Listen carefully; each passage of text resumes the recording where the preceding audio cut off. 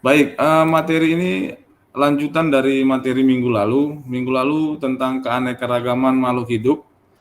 Dari makhluk hidup itu bisa menempati suatu wilayah. Nanti kita diskusi terkait dengan bagaimana makhluk hidup itu dalam yang beraneka ragam itu bisa mendiami dalam sebuah yang namanya ekosistem.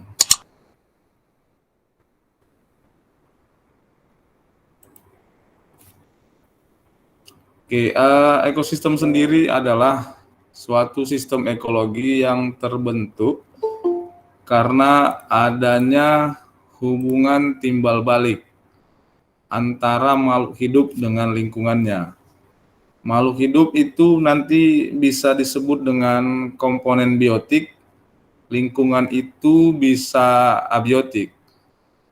Jadi kalau bicara ekosistem itu antara biotik dengan abiotik, antara makhluk hidup dengan iklim, batu-batuan, tanah dan sebagainya. Itu yang dinamakan hubungan timbal balik antara makhluk hidup dengan lingkungannya. Itu yang perlu dipahami.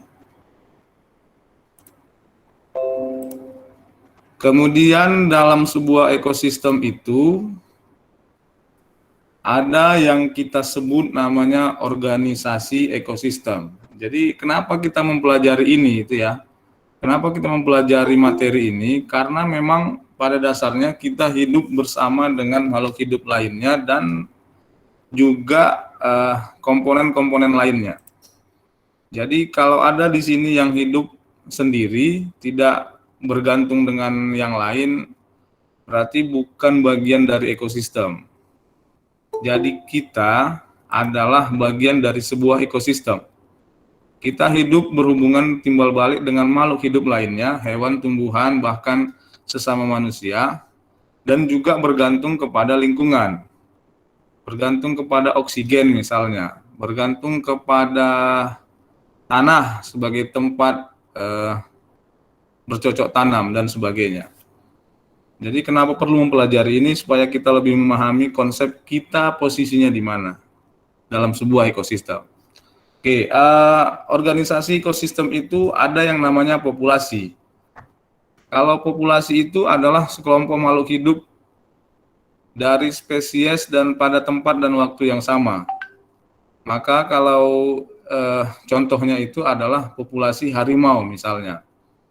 Berarti satu tempat itu dalam waktu yang sama ada banyak harimau. Itu populasi, ingat satu jenis, satu spesies. Populasi manusia, populasi harimau, populasi apa lagi? Populasi singa dan seterusnya. Itu sebutan untuk kelompok makhluk hidup yang sejenis. Kemudian ada namanya komunitas, itu kumpulan populasi dari tumbuhan dan hewan hidup bersama. Jadi kalau dalam sebuah wilayah ada harimau, ada rerumputan, ada apa ya? Ada kambing atau rusa, itu namanya komunitas. Hidup bersama. Ya kan? Oke. Kemudian ada habitat, namanya tempat tinggal suatu makhluk hidup. Itu namanya habitat. Oke, ini nggak perlu dijelaskan lagi lah ya. Cukup mudah untuk dimengerti. Oke. Kemudian ada ciri-ciri populasi. Apa itu ciri-ciri populasi? Yang pertama, kepadatan atau kerapatan populasi. Ini tergantung kepada jumlah atau banyaknya jumlah banyaknya yang mendiami pada waktu itu. Jadi kalau populasi harimau itu padat jika antara waktu dan tempat berimbang gitu ya, atau bahkan berlebih jumlahnya dibanding dengan lokasi atau luas wilayah.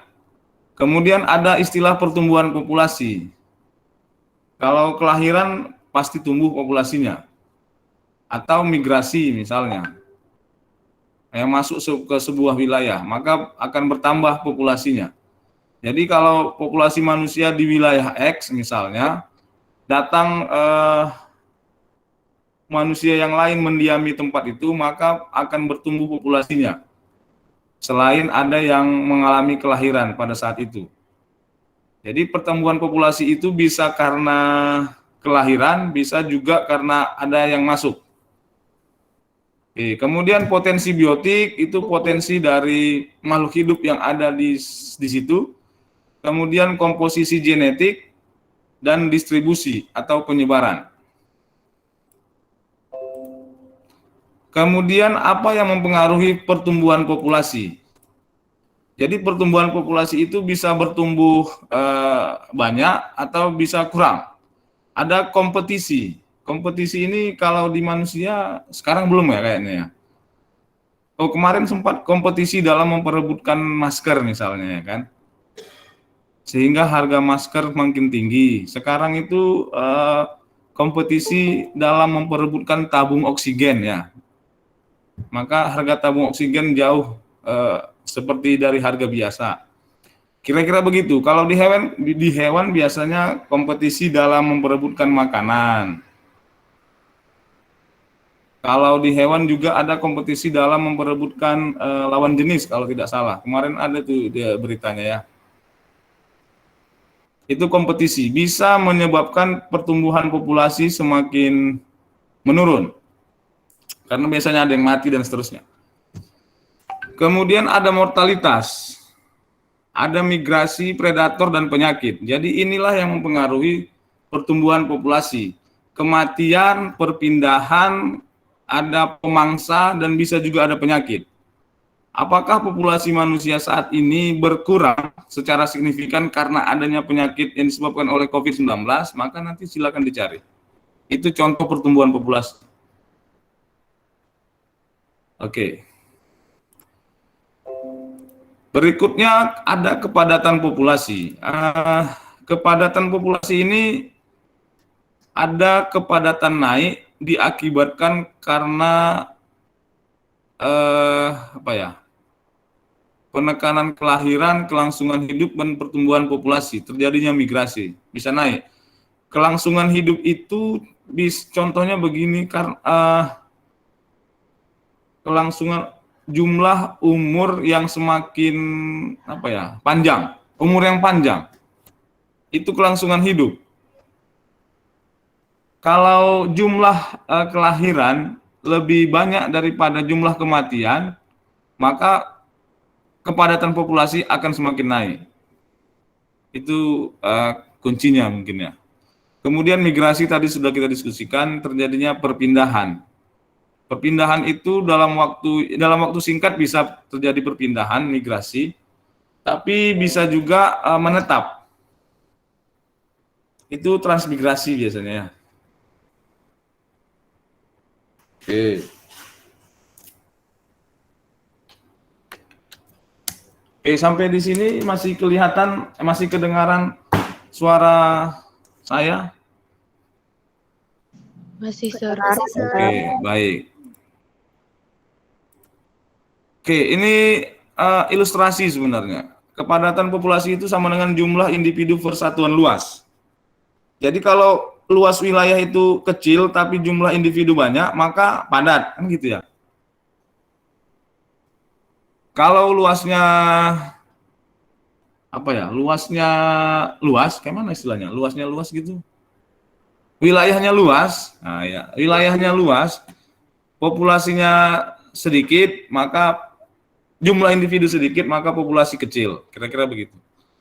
Kalau di perkotaan biasanya luas wilayah tidak bertambah, tapi jumlah individu bertambah, maka terjadi kepadatan populasi. Tapi kalau di desa biasanya luas wilayahnya cukup besar, tapi jumlah individu sedikit. Itu ditandai jarak rumah biasanya, yang cukup jauh, pekarangan yang cukup luas. Jadi ada natalitas, ada migrasi, ada mortalitas. Jadi mortalitas bisa mengurangi populasi, kepadatan populasi, emigrasi bisa bisa mempengaruhi kepadatan populasi. Emigrasi itu keluar. Natalitas kelahiran ya kalau nggak salah. Imigrasi yang masuk.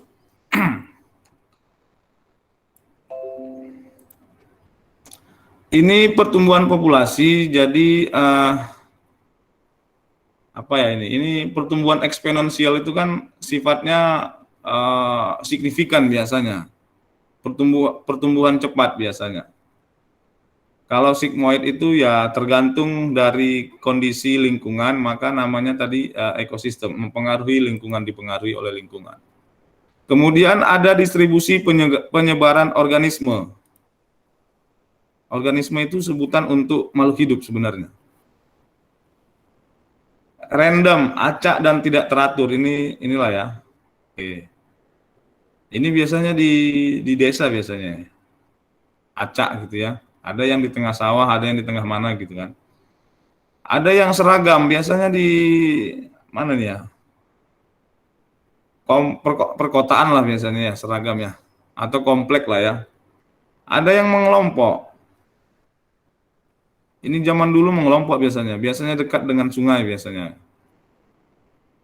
Sekarang kayaknya kalau mengelompok itu lebih kepada di mana sebuah daerah industri itu ada. Kalau di situ ada daerah industri biasanya mengelompok ke situ.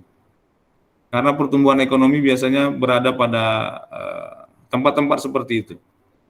Jadi kalau manusia itu sebaran organismenya itu dipengaruhi oleh daerah industri atau tempat mata pencaharian biasanya. Manusia cenderung untuk mendekatkan diri kepada tempat kerjanya karena untuk mengurangi kos biaya perjalanan dan sebagainya. Oke.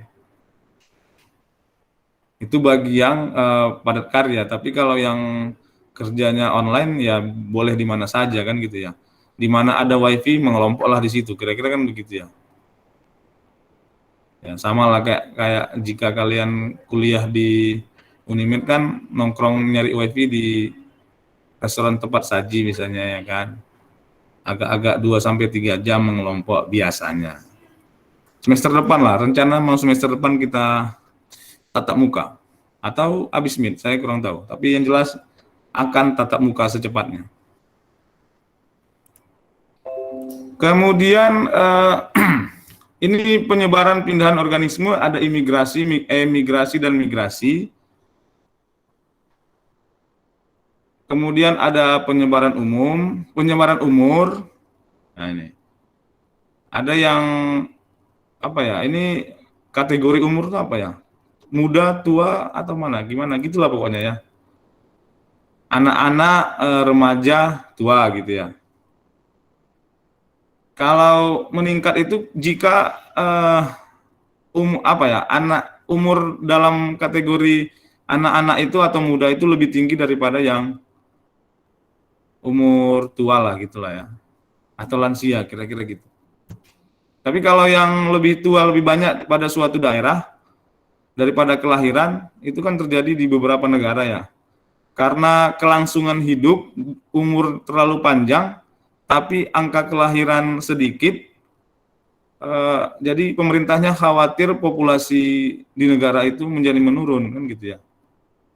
Biasanya di negara-negara yang tingkat apa ya, seperti Jepang, Cina bahkan mengatakan tidak lagi satu keluarga satu anak sekarang kalau tidak salah. Karena khawatir dengan populasi yang semakin menurun. Jumlah yang tua itu lebih banyak daripada yang lahir. Oke.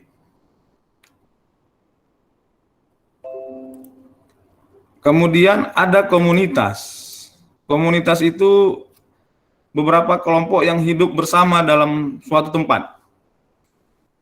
Berarti ada populasi di situ beberapa, yang tadi itu harimau, apa ya, padang rumput dan seterusnya. Populasi semut, kutu, daun dan pohon tinggal di sebuah komunitas ya kan. Jadi kalau ada pohon tua misalnya, ada penghuninya pasti ada ya kan. Namanya semut kan gitu-gitu ya. Bukan yang gaib-gaib. Nah, maka komunitas yang ada di situ ada semut sebagainya. Kira-kira begitu. Nanti habis kuliah ini silakan dipandangi pohon-pohon tua di daerahnya. Pastikan bahwa ada kehidupan di situ. Kehidupan bersama maksudnya ya.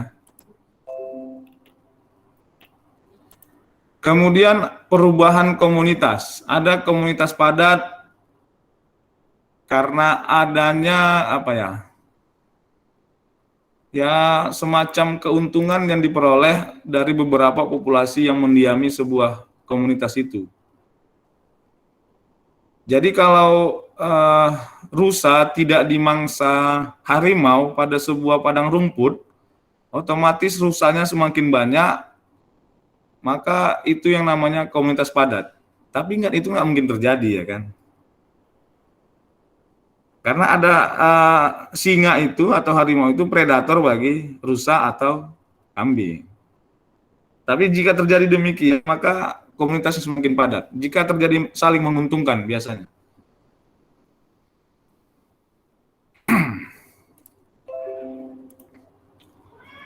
Ini apa ya? Ini contoh sebuah apa ya? Ekosistem mungkin ya.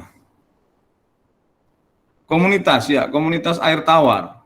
Tapi bisa kita sebut dengan ekosistem air tawar. Karena ada matahari, ada air ya kan.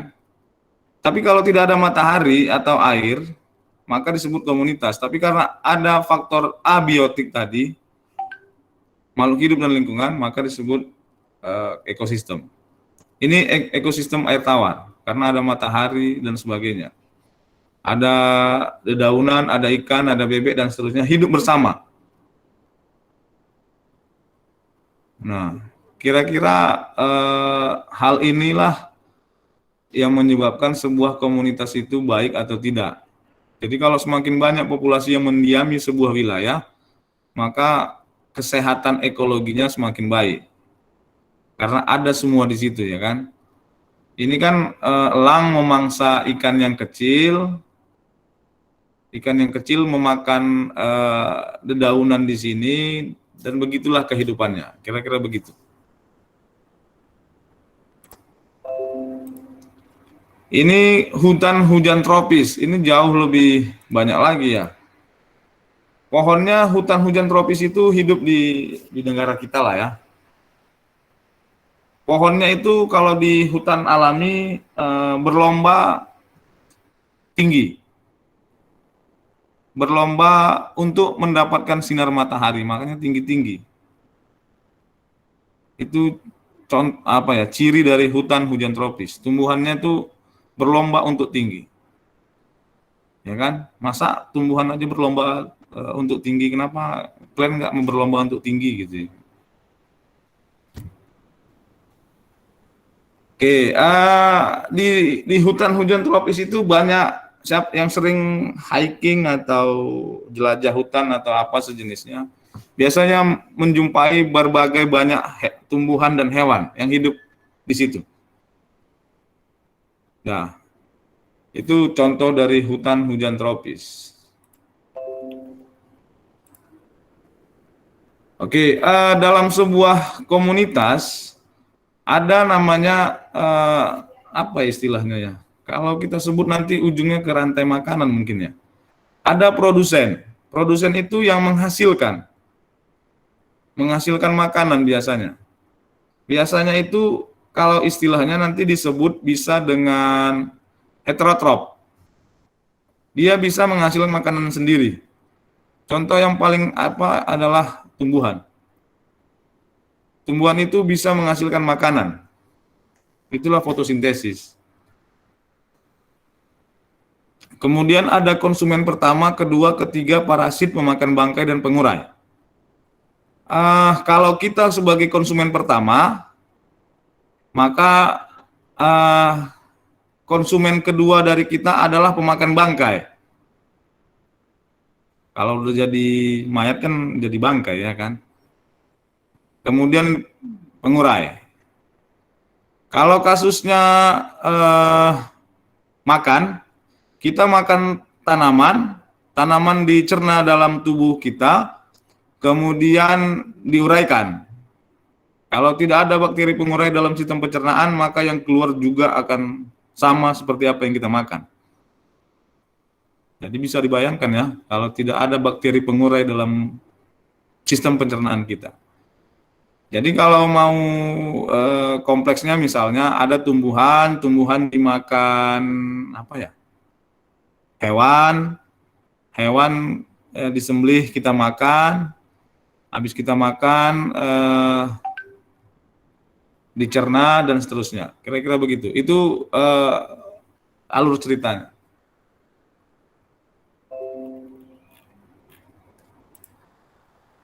Oke, kemudian ada ekosistem. Ekosistem tadi kan tempat hidup bersama ya, antara makhluk hidup dengan lingkungannya. Ada ekosistem alami, ada ekosistem buatan.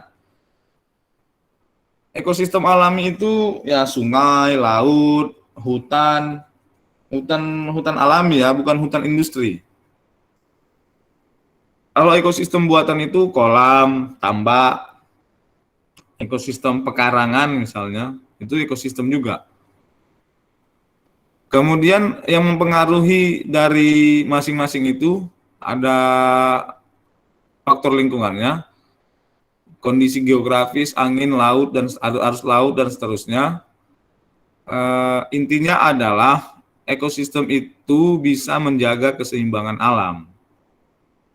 Kalau ekosistem dirusak, maka keseimbangan alam terjadi. Contohnya ya bencana lah, longsor, dan sebagainya.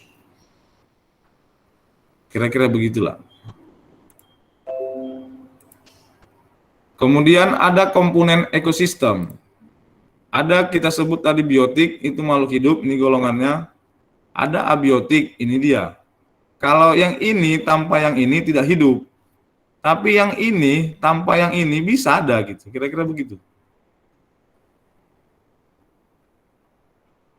Oke, jadi antara biotik dan abiotik saling ketergantungan. Maka itulah yang dinamakan sebuah ekosistem. Ini bentuk-bentuk ekosistem alami yang ini untuk membantu fotosintesis, yang H2O, CO2, dan seterusnya. Kemudian ada yang kita sebut tadi heterotropik, itu yang bisa menghasilkan makanan sendiri, yang mampu memanfaatkan bahan organik, yang autotrop yang bisa menyediakan makanan sendiri. Kemudian ada aliran energi kurang lebih sama seperti yang tadi. Oke, ini bentuk-bentuk energi mungkin sudah sering lah ya, energi mekanik. Energi itu tidak dapat diciptakan, kan teorinya begitu. Energi tidak dapat diciptakan tapi dapat berubah bentuk. Oke, energi listrik bisa berubah bentuk menjadi energi panas. Itulah kompor. Kompor listrik ya. Energi panas bisa menjadi energi listrik, itulah pembangkit listrik tenaga panas bumi misalnya, yang di Sarula sana ya kan. Energi matahari bisa menjadi energi listrik, itulah pembangkit listrik tenaga sinar matahari, PLTS.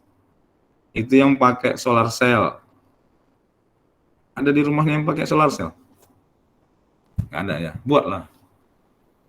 Energi nuklir juga ada, bisa jadi pembangkit listrik dan terusnya. Energi cahaya bisa menjadi energi macam-macam. Tapi yang perlu diingat begitu, energi tidak diciptakan dan tidak dapat dimusnahkan gitu, tapi dapat berubah bentuk. Kalau tidak digunakan diam dia, energi diam namanya ya kan. Ibaratnya orang yang sabar gitu ya kan. Kan energinya besar itu kan. Dimarah-marahi, DJJI, dia sabar gitu. Padahal energi dalam tubuhnya besar ya kan, tapi didiamkan gitu. Sekali dia meletus, energinya besar ya kan. Itulah apa ya, tenaga dalam ya kan. Nangis maksudnya. Oke. Ini fotosintesis. Ini yang autotrop tadi, yang bisa menghasilkan makanan sendiri. Anda bayangkan atau kita bayangkan seandainya fotosintesis ini tidak terjadi. Oke. Bayangkanlah tumbuhan di sekitar rumah kita itu tidak ada yang berfotosintesis. Nah. Kemudian aliran energi. Herbivora itu adalah kelompok makhluk hidup yang memakan tumbuhan. Biasanya tumbuhannya tadi produsen dimakan oleh golongan makhluk hidup pemakan tumbuhan yang kita sebut dengan herbivora. Kalau makhluk hidup pemakan daging namanya karnivora. Kalau yang pemakan segala namanya omnivora. Contohnya manusia, pemakan segala, mau tumbuhan mau hewan. Omnivora.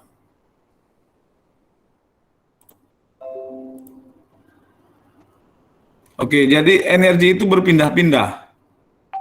Jadi produsen itu bisa menghasilkan makanan, tentu bisa menghasilkan energi, kemudian ketika dimakan oleh herbivora maka berpindah seterusnya ke bawah. Makanya kalau kita makan hewan yang ikan yang di daerah tercemar, kan ada pemberitaan bahwa dilarang memakan ikan yang di daerah tercemar karena dia memakan zat pencemar, dan itu jika dikonsumsi dagingnya oleh manusia maka secara tidak langsung zat pencemar akan terikut dimakan, kan gitu ya. Itulah buktinya, kira-kira begitu. Ini ilustrasinya, ada produsen primer, konsumen primer, dan seterusnya ke atas. Jadi seandainya produsen primer ini kecil dibanding dengan konsumen, maka terjadi kompetisi. Seandainya kotak produsen primer ini sebesar kotak tersier ini, maka bayangkanlah apa yang terjadi gitu ya. Kita berebut dengan apa gitu ya, mendapatkan makanan. Maka terjadi konsumen akan mengurangi populasi karena terjadi kompetisi. Syukurnya belum seperti itu. Ini rantai makanan tadi yang kita sebutkan tadi, kurang lebih seperti ini.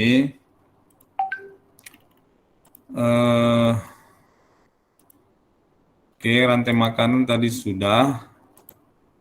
Oke, ada nanti yang ini hampir sama dengan bentuk kehidupan atau kehidupan bersama. Ada namanya pemangsa. Pemangsa itu apa ya, hewan lah ya. Kita pun pemangsa juga bisa ya. Oke, ada parasit. Parasit itu hidup apa ya? Hidup dalam kehidupan orang lain, tapi apa ya? Pengganggu, kira-kira begitu. Gitulah parasit istilahnya. Dia numpang tempat makhluk hidup lain, tapi nggak ada diuntungkan tumpangannya itu, bahkan merugikan. Nah, itu yang kita sebut dengan parasit.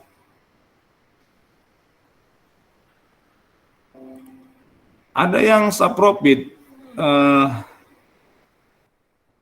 dia ini hidup tidak berdiri sendiri, jadi nggak bisa hidup tanpa makhluk hidup lain. Tapi dia tidak, kurang lebih tidak mengurangi, tapi dia bisa menguntungkan. Kemudian ada rantai makanan dan tingkat trofik, itu yang tadi. Kemudian ada jaring-jaring makanan. Nah, ini contohnya jaring-jaring makanan. Bisa inilah ini yang kita sebut tumbuhan itu produsen pertama. Nanti dimakan oleh apa nih? Serangga herbivora atau kelinci. Nah, di sinilah bergeraknya itu. Kita bagian yang mana nanti silahkanlah. Mau berlomba dengan herbivora mendapatkan tumbuhan, atau berlomba dengan kelinci mendapatkan wortel, ya terserah. Kira-kira ilustrasinya begini. Tapi ini bisa diganti-ganti ya, tidak mesti ini hewannya. Ya kan? Nah. Oke, ini daur biogeokimia. Ini maksudnya adalah bahwa di alam itu terjadi namanya sebuah siklus yang kita sebut dengan daur biogeokimia. Contohnya itu ini daur air contohnya. Siklus air itu kan dari air yang menguap karena ada sinar matahari, kemudian dia mengembun, membentuk awan, awannya semakin padat, karena jumlah uap airnya banyak, maka turunlah hujan. Hujan masuk lagi ke tanah, tanah masuk ke sungai, kira-kira begitulah. Itu siklusnya, jangan dipotong siklusnya. Entah kalian tutup pula matahari sehingga tidak ada awan, air mau kemana pai gitu ya. Makanya, tapi yang sering itu adalah terjadi dilakukan rekayasa hujan. Misalnya pada daerah tertentu yang kondisi kemaraunya itu sangat panjang, biasanya di daerah Jawa ya, sehingga tanah sampai retak-retak, maka dilakukan modifikasi hujan. Biasanya ditembak dengan garam awannya supaya turun hujan. Macam-macam ekosistem udah, ekosistem darat, ada ekosistem air tawar, ada ekosistem danau, sungai, air laut, pantai, estuari itu muara, terumbu karang, dan ekosistem tanah. Oke, jadi kalau mau disimpulkan, ekosistem itu kehidupan yang di dalamnya ada saling ketergantungan antara makhluk hidup dengan lingkungan.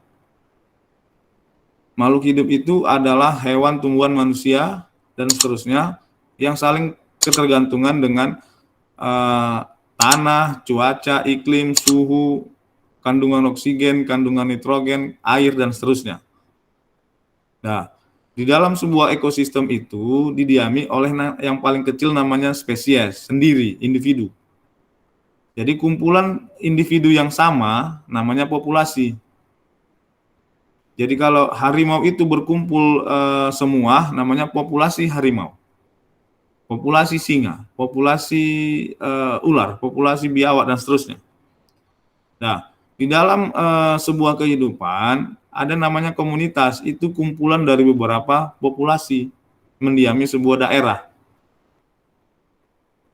Jadi ketika di sebuah hutan hujan tropis ada populasi tumbuhan, ada populasi semut misalnya, ada populasi apa lagi yang di hutan itu ya, kera misalnya, dan seterusnya, itu mendiami sebuah komunitas. Namanya komunitas hutan hujan tropis tadi contohnya. Nah, kemudian kalau ada dipengaruhi oleh lingkungan, namanya ekosistem. Ekosistem itu ada ekosistem alami, ada ekosistem buatan. Semua yang dibuat namanya ekosistem buatan. Kolam, tambak, halaman, pekarangan, yang di dalamnya itu ada makhluk hidup dan makhluk tak hidup. Kalau di pekarangan ada di pekarangan kan ada tanaman ya yang suka menanam ya. Ada tanah, ada oksigen, dan seterusnya. Itu namanya ekosistem buatan. Kalau ekosistem alami itu yang terbentuk secara alami, sungai, danau apa ya, danau alami ya, bukan danau buatan. Walaupun menurut teorinya danau itu hampir semua karena perbuatan, yang baik yang disengaja atau tidak disengaja. Yang disengaja itu ya dikeruk misalnya. Kalau yang tidak disengaja itu karena letusan gunung berapi menimbulkan kawah yang cukup besar misalnya. Ada ekosistem sungai, laut, dan seterusnya. Nah, kehidupan itu bergantung kepada kepadatan populasi itu bergantung kepada kelahiran, kematian, perpindahan. Jika angka kelahiran tinggi, angka kematian rendah, maka populasi padat. Atau jika luas wilayah sedikit, populasi bertambah, maka istilahnya populasi padat.